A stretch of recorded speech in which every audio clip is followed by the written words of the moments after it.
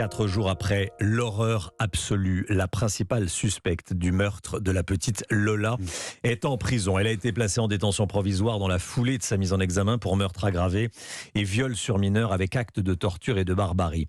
On en sait plus sur le profil de cette jeune femme de 24 ans sans domicile fixe. Louis Dragnel avec nous. Bonjour Louis. Bonjour Romain. Chef du service politique et police-justice d'Europe 1. Louis, cette jeune femme fait l'objet d'une obligation de quitter le territoire français depuis l'été dernier.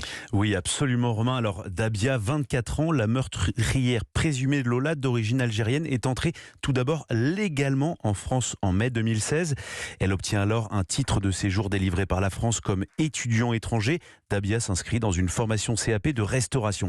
Selon nos informations, les services de l'État perdent progressivement sa trace pendant plusieurs années. Et puis, le 21 août dernier, alors qu'elle se présente à l'aéroport d'Orly, Dabia cherche à rejoindre la zone des vols internationaux pour rejoindre une amie à l'étranger. Mais elle est sans billet d'avion et sans papier d'identité valide. En clair, elle est en situation irrégulière. Interpellée par la police qui constate sa situation, les services du ministère de l'Intérieur décident de l'expulser le jour même en lui adressant une OQTF, obligation de quitter le territoire français sous 30 jours. En clair, Dabia aurait donc dû rejoindre l'Algérie avant le 21 septembre dernier.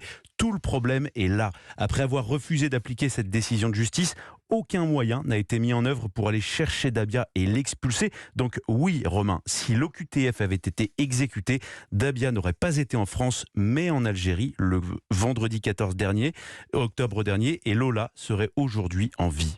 Que sait-on du mobile ? Elle a parlé à la justice, elle a été entendue. Oui, alors une piste privilégiée par les enquêteurs, les parents de Lola, gardiens d'immeubles, ont refusé de donner un badge d'accès à la meurtrière présumée qui vivait chez sa sœur, donc dans le même immeuble.